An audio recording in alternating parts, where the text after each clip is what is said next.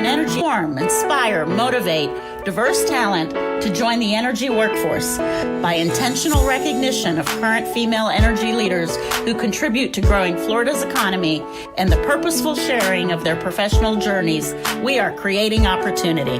Join me each week as we meet new leaders in energy and listen to their important roles in an industry that is vital to the country's future.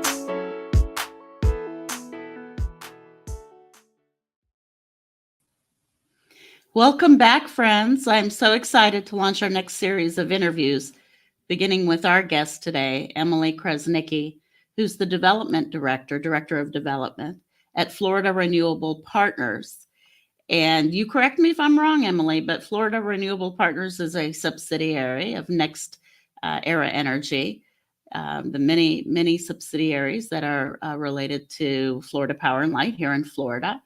But what I'm so excited to talk to you about, Emily, is explaining to our viewers and our listeners how it all comes together, how this is related not just to Florida Power and Light, but how you are developing these wonderful renewable energy projects that the entire Florida energy industry is part of for the benefit of our Floridians all over the state. So welcome, Emily. So good to have you.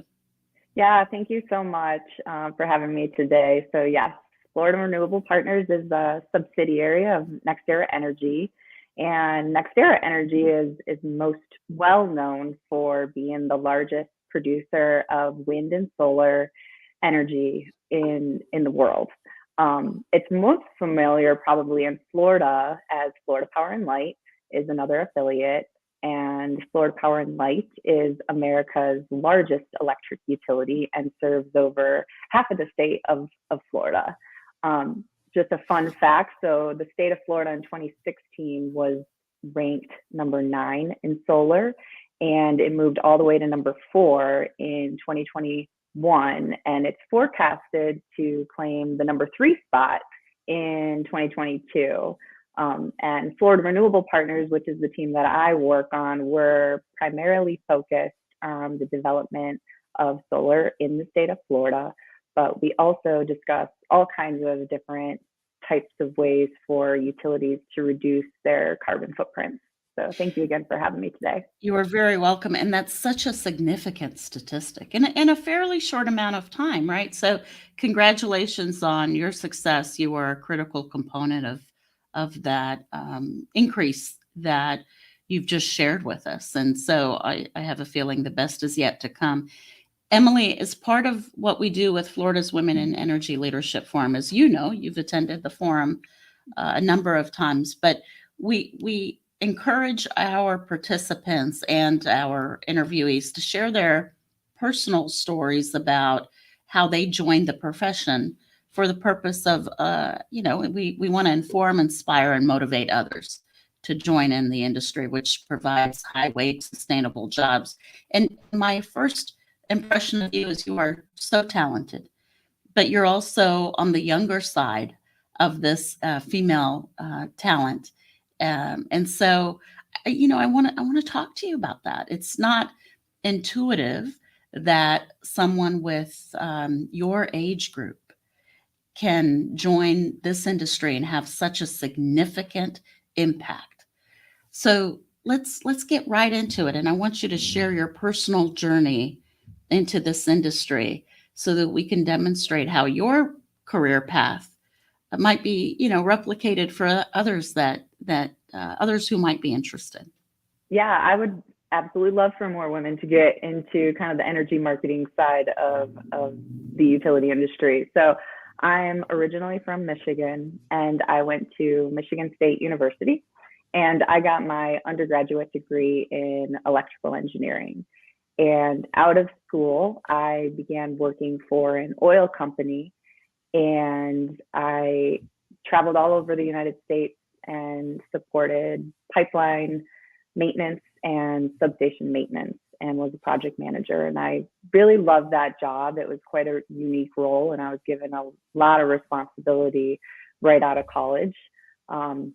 Oil was booming back in 2007, 2008. The cost of a barrel of oil was perhaps the highest it's ever been. So it was a really neat time to be a part of that industry. A couple of years after that, I decided I wanted to move to Florida, and Florida Power and Light hired me as a pipeline engineer. And this was back when the primary fuel type powering the power plants was oil.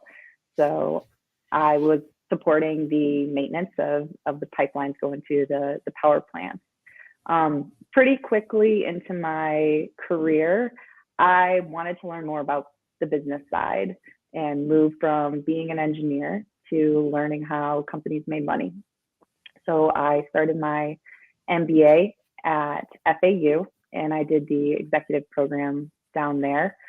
Once I graduated with my MBA, then I moved to the business side of NextEra and took on a role overseeing projects that were outside of the state of Florida, and really learned, how the company made money, how we managed the profit and loss statements. And I absolutely loved being able to kind of combine my technical background and my new financial skills.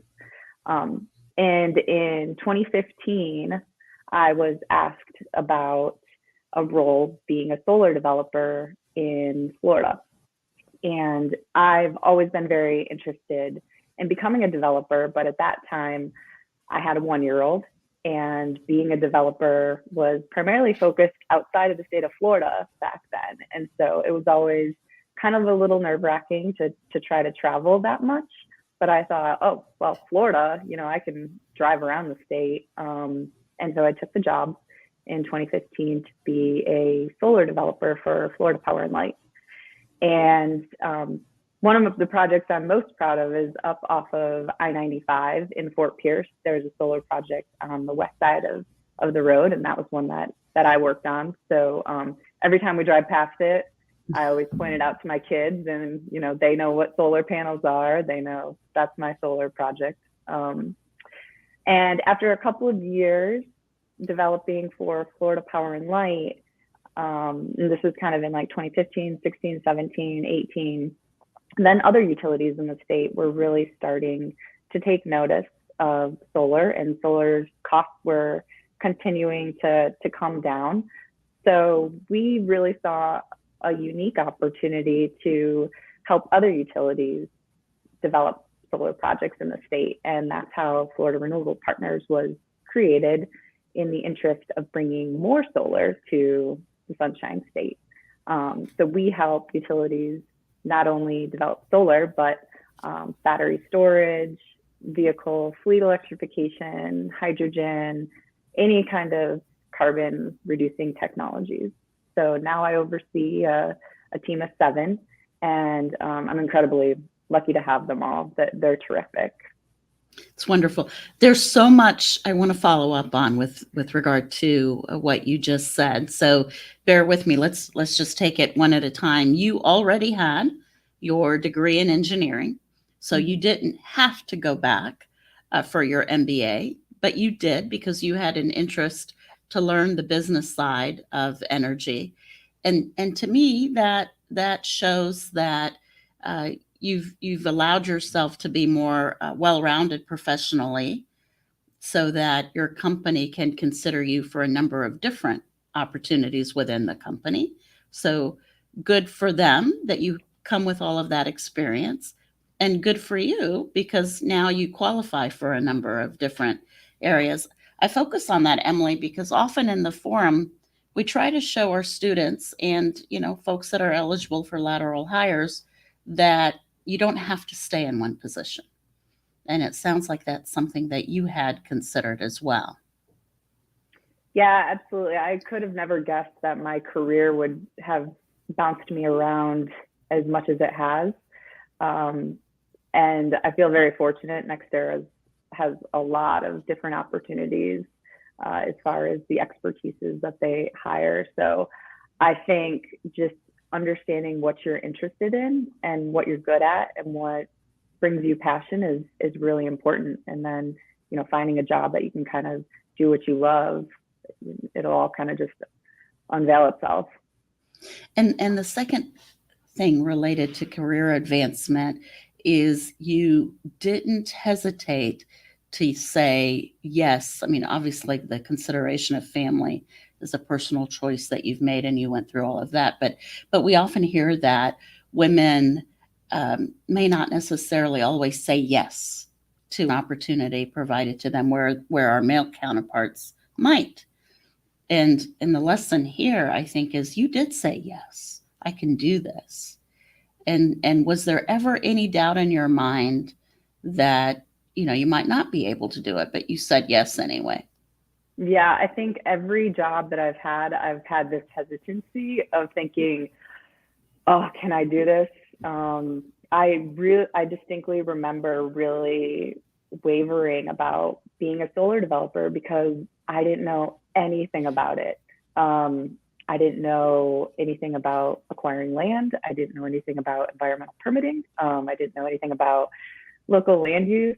But I was really good at being a project manager, and I loved leading a team. And I really trusted the people who worked for me and supported me. So I think there's always that element of being a little nervous.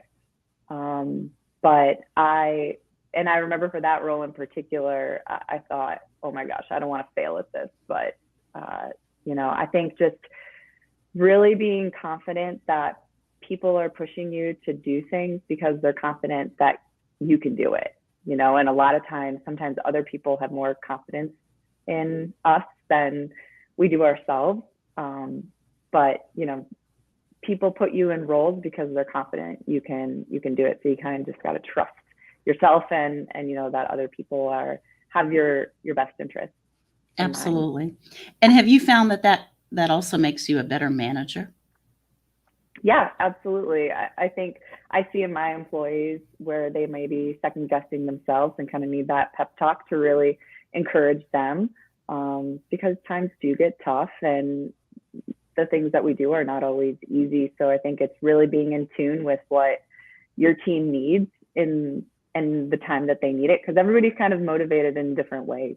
And just getting to know your team and understanding where they may need that extra support is important.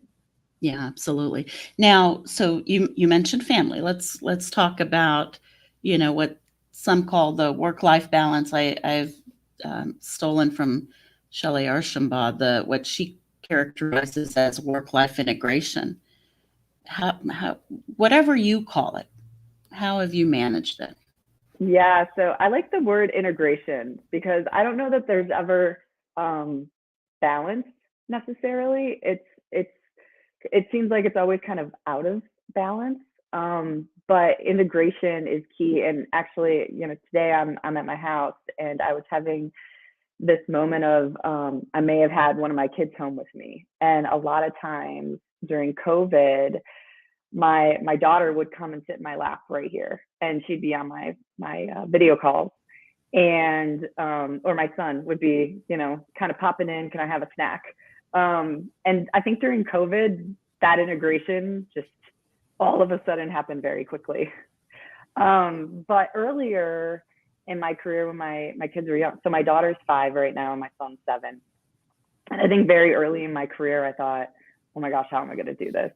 And I thought that after 1 kid, and then I thought it after 2 kids. But really, to me, it's about surrounding yourself with a lot of help, and kind of setting yourself up for that, whether it's your friends. I'm blessed to have my sister nearby and just 10 minutes away. So she was a huge help, picking up and dropping off.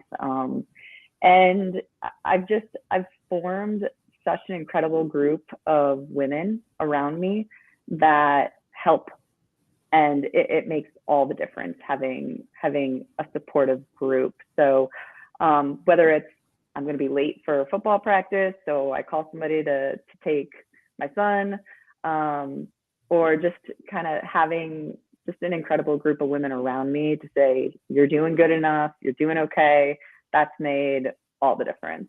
Yeah. And, what I hear from that is you weren't gun shy about asking for help, right? You have to be willing to ask for help. And it does, as I always say, it takes a village. But It does, yeah. you've got something unique that many of us don't necessarily, which is you can show your kids your work legacy. You literally can drive on Interstate 95 and say, "Mom did that. Mom was part of that team that put that together," and that probably helps. They can see what you do when you go to work, right? Yeah, absolutely. I think my son just yesterday was asking me how much do solar panels cost. He's already like kind of thinking about this Yeah. kind of stuff, and how do you build those? I don't know exactly what they think I do. That would be interesting to ask him to Right. describe. What do you think I really do? But But at yeah, it's 7, fun. he's asking those questions. So that's Mhm. very good. That's very good. So now let's talk about the solar development in Florida. So clearly, NextEra's own development, but you're behind the scenes working with other companies with regard to their own solar development. So that's not necessarily something that the end user knows, right? The end use customer knows. Um, Talk about that relationship. Are you approached by other companies? Are you marketing to other companies? How does all of that work, Emily? Yeah, so I tend to think of the Florida utility industry as a club, a small club. There's several utilities. A lot of us know each other. A lot of us have existing connections, being that we're all focused in Florida. So at times, because NextEra is the largest renewable energy company for wind and solar in the world, there's obviously a reputation that comes with it. And so a lot of times conversations really begin with, and how they began, a couple of years back, were just, tell us about solar. How does it work? How could we do it? Some utilities have their own power generation. Some utilities do not. And so there's a lot of different creative ways that you have to talk about with different customers and municipalities about what's going to really work for them. The larger utilities can do the larger scale projects that are kind of out in the middle of nowhere and interconnecting with the transmission system. Smaller ones tend to need to have partnerships with other municipalities, or have their aggregator of energy really procure those projects on behalf of them, or maybe they do smaller scale installations. So I've gotten to know a lot of utilities in the state. I wish there were more women on the other side of the table, but because it is primarily male dominated right now still, but we do have a couple really terrific female CEOs in Florida for our utilities. So I do see a little bit of a change. Good, good. And this is probably a good time to plug the next Florida's Women in Energy Leadership Forum in-person meeting. Will be in Tampa, November 9th through the 11th. And the female CEOs you just made mention of will be in the room and on the program. And you, Emily, thank you for agreeing to be on one of our panels to talk about the latest development in renewable energy. I'm excited about your panel. You with regard to solar development in Florida, you actually answered one of my questions. You're working with municipal electric companies as well as some of the investor-owned utilities in Florida. Is that correct? Yes, correct. And always we get this question, don't we? How much land do you need for a solar development? Is there has to be larger than X acre, Emily? No, not necessarily. I think, as anything, there's economies of scale. So the larger that you can build and share some of those fixed costs, the larger the project, then the more economic it can be. In Florida, we tend to build just below 75 megawatts. And for a project that size, you need around 500 acres. As technology improves, though, we can assume that those footprints will shrink, because just like computers took up rooms back in the day, and now we have Apple Watches and iPhones. If solar modules are becoming more efficient and more dense, so as time goes on, less land will be needed. But even if you have a couple of acres, you can do a smaller project. It's really, solar is really something that is for the most part accessible to anybody. Yeah. So if anyone has any interest, maybe they have land and they want to talk to you about eligibility to partner with regard to construction of solar, maybe they're part of our municipal electric industry and they want to reach out to you. How can they do that, Emily? Yeah, I think just I field a lot of phone calls and emails about people who live near transmission lines, or have land that they'd like to sell or offer up for solar. So just emailing me, we can kind of figure out how to get you to the right team to evaluate it, whether it's my team or whether it's the regulated utility. We're always looking for different opportunities. So we're happy to take a look. And we just put on the bottom of the screen your email address. So hopefully people will reach out that way, Emily. Now, with the investors, there's a lot of conversation, of course, now about the electrification of America, right? And investors are very supportive of renewable energy, and the general population now knows more about renewable energy. And we all share in the goal of lowering our carbon emission footprint in our state. Do you find that there are still challenges in spite of all of that support, Emily? Are there still challenges to the development of solar? Yeah, absolutely. I think just technology improvement is important. As I was talking about on just the design of solar panels as they become more dense and efficient, which means something the size of a kitchen table can produce more energy as years go on, or you can use less of a footprint.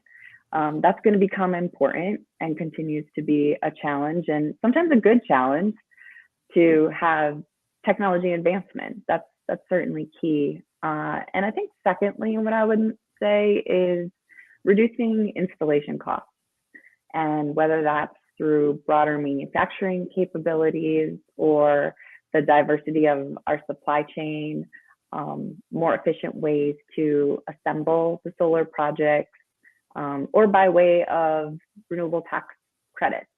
So any ways that we can kind of bring down the cost to increase the value proposition to the utilities will certainly lead to higher adoption. Yeah, absolutely. And Emily, in many ways, as I said earlier, you work behind the scenes. I think there's something to be said about the Energy Village doing its part to inform the consumer and special interest groups that those remaining challenges need to be addressed for a wider deployment of renewable energy. And, hopefully things like this and you're sharing the information and putting yourself out there will allow that to happen. But there was something else you said. You said there's still, isn't a lot of gender diversity in the industry. And that reminds me of the concern we always have about the decline of STEM related careers for women, right? Or women, I should say it the other way, that the decline in interest by women to pursue STEM related careers. Do you think there's some benefit to going into the schools, the high schools in particular, and having these kinds of conversations so that our female students understand that there are opportunities in your sector and there are immediate benefits to pursuing, whether it's a career in mathematics or a career in engineering, you will find a high wage job if you pursue those kinds of educational opportunities. Yeah, absolutely. I think it's all of our duty to give back and to mentor. I have a daughter and she's only 5, and there was this book, and I can't remember where I heard of it, but it's called Raise Your Hand. And it's just about a little girl in the Girl Scout program who challenges, who makes this realization that a lot of boys raise their hand in the class, and they might be right or wrong, but they still raise their hand more often. And then the book goes to have the girl challenge her friends and come up with a patch program to challenge other young girls to raise their hand and not be afraid of being wrong. So, I can think of a number of ways that I think we as women can influence, and it starts with, the youngest generation just feeling like it's okay to be wrong and it's okay to take a guess. And I think we also need to get into the schools, and young women need to see themselves in positions and learn about the technology, a field of technology. I remain very, very optimistic that I think the next generation is going to be full of women with technical backgrounds. I just last week sat at a table with a number of interns who came to NextEra, and as we were going around the table, there were probably seven young ladies sitting at the table, and every single one of them were studying engineering. And I couldn't believe it. I didn't know what their backgrounds were, but the fact that there were seven young ladies sitting at my table with all technical backgrounds and pursuing that kind of degree, I was just really excited because I felt like back, over a decade ago, felt like there weren't that many opportunities to really reach that many women. And so that was really exciting to me. And so I think we just got to continue to do things like this and get out in the community, talk about what you do, because it can be very intimidating and you can feel, like you're the only girl in the room. And so how do we help build the confidence of young girls to pursue careers like this? Yeah, I have. So I love what you said. Raise your hand, and you know what? We've all heard this before because we're talking about the good things and how you got to your career. But you and I both know you don't get to be Emily Krasnicki without hearing the negative too, right? And overcoming the negative. So raise your hand and don't let anyone tell you raise your hand too much. Yes, which is something absolutely. I've personally heard, and that's you can't let that negative, the naysayers, um, overcome your passions and your professional journey. And Emily, you're living proof of that. So thank you, and you're so right. We just have to we keep doing it, and we mentor and creating internship opportunities. I'm a big fan of internships and apprenticeship programs, and I know NextEra Energy is as well. So for women who want to join in your investment and passion toward renewable energy, are there career opportunities within your company right now? And if so, what do they need to do to find out about them?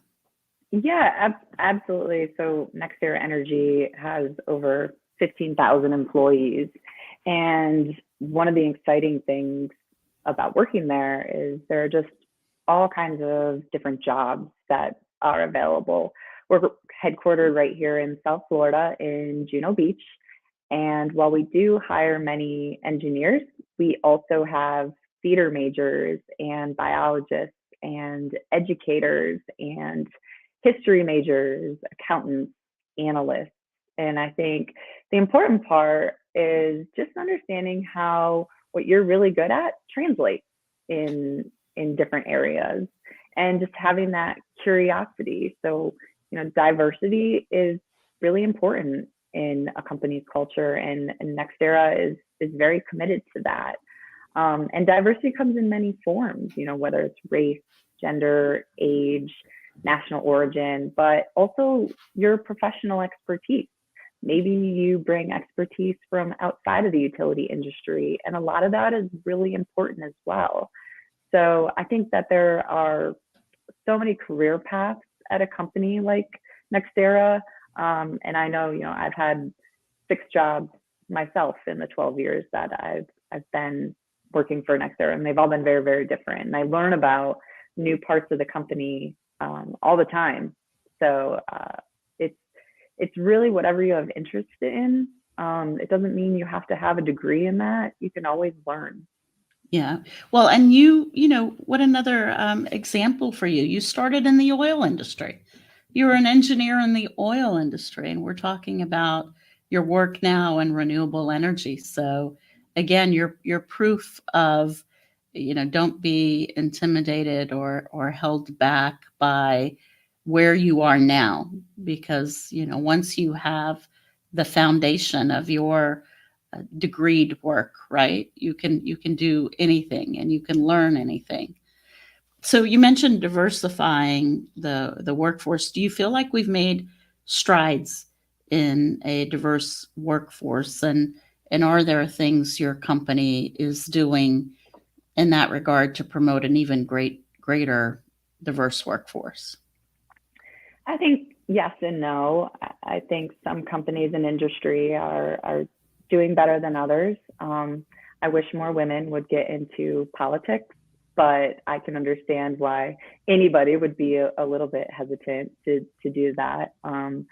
And I wish there were more women on the other side of the negotiating table with what I do, because I haven't had one yet.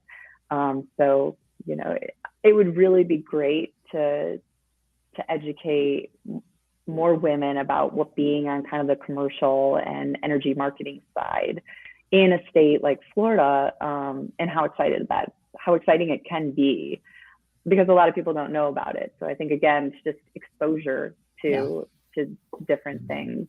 As far as NextEra Energy goes, and in light of a lot of the recent focus throughout the country on social justice and racial equality, our company has established a racial equity working group to develop specific actions that our company can take to make a positive contribution towards racial equity. And the focus areas of this effort in particular are to improve recruitment, retention, and promote diversity among our team members. And we've got about 100 members that volunteered to be a part of that working team process. And last year, I was able to become a mentor for one of the programs. And I've really enjoyed what that's brought to me, not only professionally, but also in my personal life, in regards to getting to know somebody who I may not have otherwise. Yeah. So it's a very purposeful communication task force, focused internally first. Is it inwardly focused? Yes, inwardly, and then also taking a look at different ways that we can reach out to the community as well, and how we can diversify our suppliers and our investment interests as well. So let's thank you for bringing that up. Let's talk about your personal involvement with regard to projects, and obviously the heightened awareness, rightfully so, on environmental justice. How personally involved are you with site selection and operational discussions with regard to where the project will be, how it will be developed, what area, stakeholder engagement, just all of those things that go into putting a project together? So when I was a solar developer, I was the one knocking on doors, hosting open houses. Now, as the leader of a team, I'm helping to plan those events with my team and provide my input. And that's a very important element of siting, is neighborhood outreach. And we make sure that any questions that arise are answered, and that they know who to call. We host open houses, info sessions, send mailers, knock on doors to introduce ourselves. And we really want people to know that we are invested in their community. Solar is emissions free. It doesn't use water. It has very quiet operations. It makes a good neighbor. And often when these are built, they need a large amount of labor, and our contractors look to the local communities or colleges or trade schools to hire. And we've created specific training programs to help teach how to create and build a solar project. So I believe that overall communication is key, hearing the concerns, and providing answers, and to really show you care, and having a strong ground game and just being there. Yeah. And I have to believe that your projects over time have either been modified or adjusted, without large modification based on the feedback you've gotten from the neighborhood groups or special interests addressing, minority issues, where a school is, where a faith-based organization is, where particular housing community is. I have to believe that based on some of that feedback, you would have made adjustments to some projects. Yeah, absolutely. And I think the other thing is just how to enhance the projects too, Mm-hmm. and how to use them as educational opportunities. If there is a school nearby, having that be a component of the curriculum potentially provides a really unique opportunity. Like we were talking about, how do you garner interest? Well, having a solar site nearby where people can look at it, see it through the fence, and learn about this kind of power generation is really important, and is a start at kind of exposing the younger generation to power generation. Yeah. I think you might have been, I'm going off of memory now, Emily, I think your company may have been one of the first companies, if not the only one, I really don't know, to go into the schools to talk about solar. And I think you had solar projects on some of the South Florida schools, which no better way to educate than be up close and personal that way, right? Yeah, absolutely.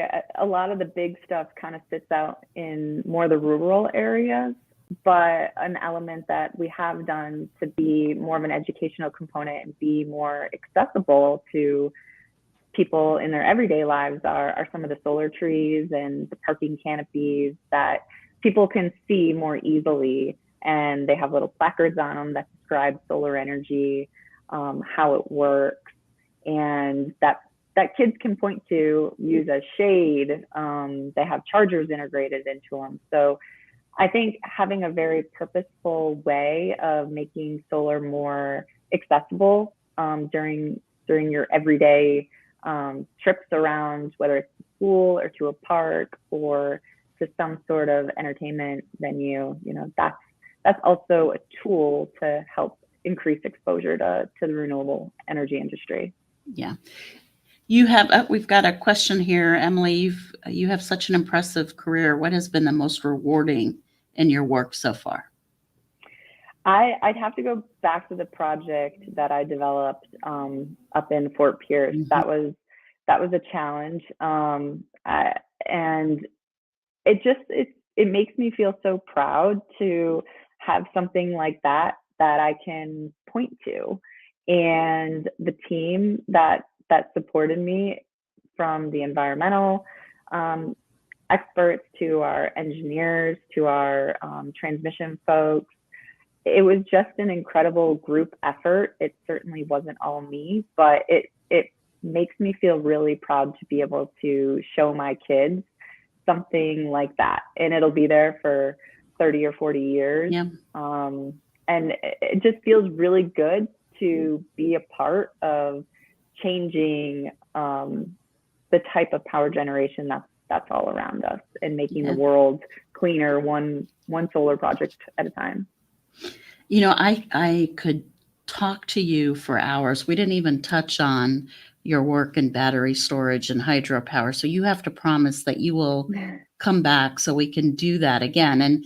And you are participating in the forum. So this is just a teaser for the conversation at the forum.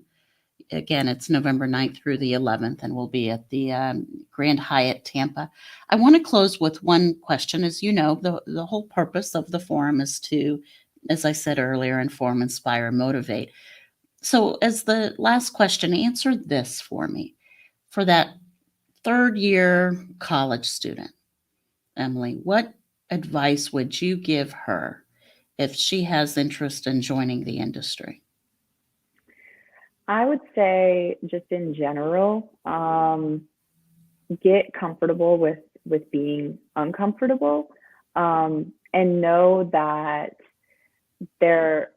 you're just one of many who are probably interested in it, and taking the first step to really put yourself out there and learn more about it. Reaching out to other leaders in the industry on LinkedIn is a great way. I've had people randomly ping me to learn more about it. Utilize your resources that you have at your college to help connect you. But don't be afraid of putting yourself out there, because I think a lot of times people are very willing to talk about their experience and share kind of their career path, and be a mentor. And so but it's really upon you to take control of that. And yes, it is uncomfortable, but there's ways to make that easier. Prepare. So preparation is key in anything. So I think just kind of putting yourself out there and doing something and that maybe not everybody is doing is really important. Good. Sage advice. That's wonderful. And I will say at the forum, we do sponsor the college students at the forum. So if you are a third or fourth year college student and want to meet folks in the industry, please reach out to me personally, Lila Jaber at lilajaber.com. We're happy to consider you for the forum. It's wonderful access to these energy executives, and you can learn more about internships and their job placement opportunities. So I hope you take advantage of that. Emily, I can't thank you enough for launching the next series here of interviews. You are the first we've had. We'll be focused on doing this every week. And what a wonderful way to start. You are such an impressive, talented woman in energy, and it's our pleasure to get to know you. And we'll see you at the forum. Thank you again. Thanks for doing this. Thank you so much. Thank you for creating the forum. It's one of my favorite events during the year. So I'm very excited to see you. Good. Thank you for having me today. Good. We'll see you soon. Thank you, viewers.